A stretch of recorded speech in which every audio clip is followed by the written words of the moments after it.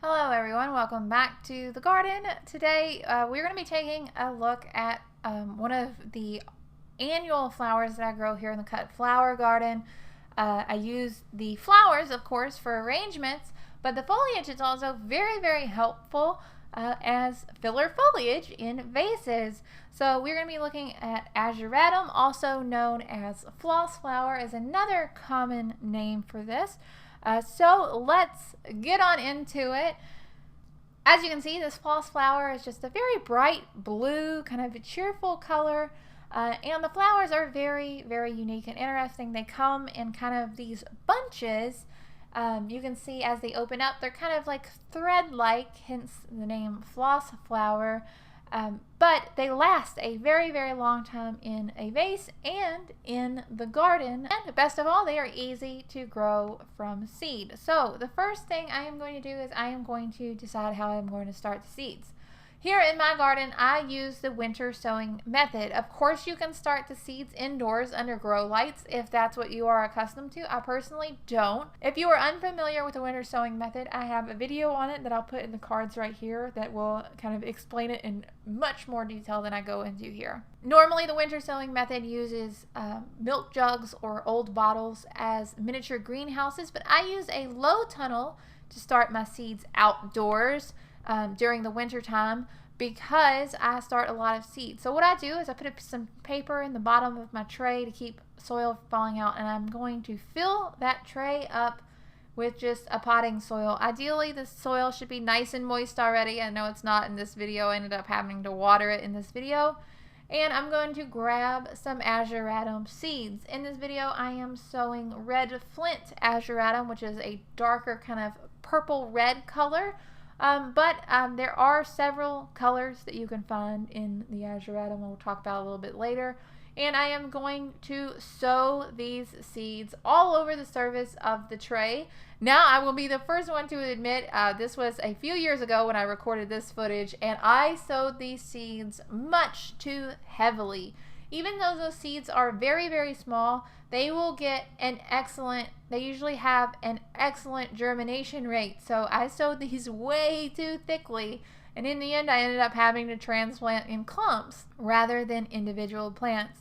Once I have surface sowed those seeds, I'm just going to mess the soil up just a little bit and press it down. I'm going to make sure that all those seeds are coming into really good contact with the soil. That's going to be important to get the best germination possible. Since I am using the winter sowing method and these are frost tender, that means frost can kill them, I am starting these seeds about 1 month before my last frost date. What I'm going to do is I'm going to put this tray in my unheated low tunnel that you see here. Conditions within this unheated low tunnel are absolutely ideal for seed germination.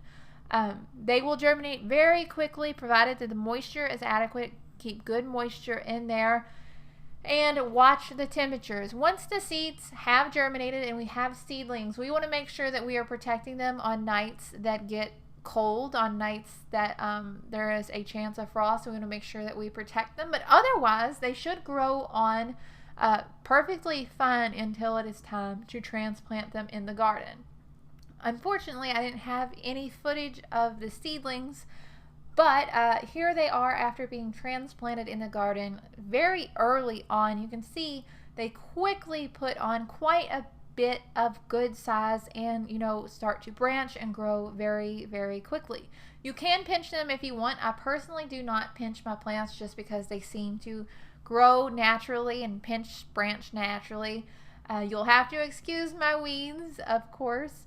As always, seems like I have a million tasks in the garden, and unfortunately, weeding always gets overlooked. Even when the plants are very small, they might start to bloom. If they bloom prematurely, you can just kind of snip that first bloom off is what I like to do, and let them continue to grow and get bushier and bushier until they have reached a very nice size to begin cutting for the cut flower garden. You can see the foliage is nice and green. That foliage will stay this beautiful, nice, lush green color throughout the entire growing season.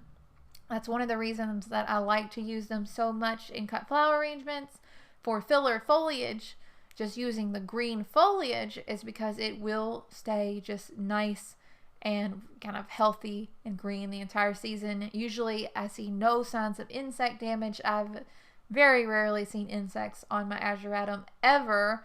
I don't think I've never had problems with pests or diseases, if I'm being honest. Not even anything like powdery mildew or anything like that. Just a very hardy plant that is very, very easy to grow. Here in my garden, I do not stake the Ageratum or anything like that. They don't require any kind of support, at least where I am. They seem to grow upright with very little effort. Again, that might vary depending upon your own garden, because everybody's garden is different. But here in my yard in Kentucky in zone 6B7, I get lots of heavy rain and wind and everything, and they seem to handle it just fine. When those flowers get rained on a lot, they can start to look a little bit rough. So if you are cutting them for cut flowers, rather than just growing them as an ornamental, you may want to cut the flowers before it rains to ensure that you have the best quality flowers. After I cut these, they do seem to produce more and more flowers until about mid-summer. It seems that once the real heat of summer has arrived, the flowers kind of stop production. Even though the flowers have stopped producing, it seems that the foliage does stay green until the fall. And if you take care of the plants, they might re-bloom again in late fall, is what I've experienced. Now, there are tons of different varieties. Of course, we mentioned the red flint. That is this darker kind of reddish purple color. But as well, you can also find the timeless mix, which has a variety of colors, including very, very light pink and kind of a medium pink color, which is harder to find. Also, Dondo blue is another very, very common, very popular color for Ageratum. You see it here. It's the kind of light blue, lavender, kind of purplish color. I know they all look like fairly the same shades of purple, but in person you can definitely tell a very distinct difference in this. Overall, this is one of my absolute favorite annuals to grow. They go with so many different other flowers in the cut flower garden, and they just will produce a profusion of blooms that can add kind of texture and variety to your cut flower arrangements. And they're super easy to grow. I hardly ever irrigate these or water these or fertilize these. As long as I'm planting into a bed that has been well amended with lots of really nice finished compost, they seem to do well without any kind of fertilizer. And as long as they receive rain about once a week, it seems like they are very, very tolerant to the conditions here in my garden. I hope that's really about it for this video. I'm sorry that there wasn't more to say. It's a very simple, very straightforward flower. And if you are looking to try, growing Ageratum for the first time, I don't think I would suggest direct sowing them into the garden because the seeds are so small and I would worry about being successful. However, it might be possible. I personally have not tried it. But as a transplant, they just perform so well for me, and of course they look very, very beautiful. That's really about it for this video. I hope that it was helpful. I'm not quite sure that it was. I know this one was a short one, but thank you so much for watching. As always, be sure to leave a comment, please. Leaving comments helps the channel grow so much. I would be so thankful and appreciative. If you are new to the channel and you like this video, be sure to subscribe. I would absolutely love to have you.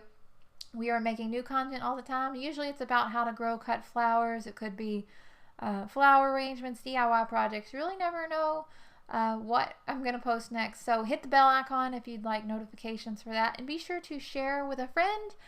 Share our channel. Tell them what you're up to. We're always just trying to grow our little YouTube community here. And of course, add us on Instagram if you would like, at Freshcutky, posting lots of pictures and fun stuff over there. As always, links to our blog and all of our stuff is down in the description below. Special thanks, of course, to everyone who supports us on Patreon. It means so much in helping to keep our little flower dream going here on the channel. I hope that you are having such an incredible day, and I will talk to y'all later. Bye, guys.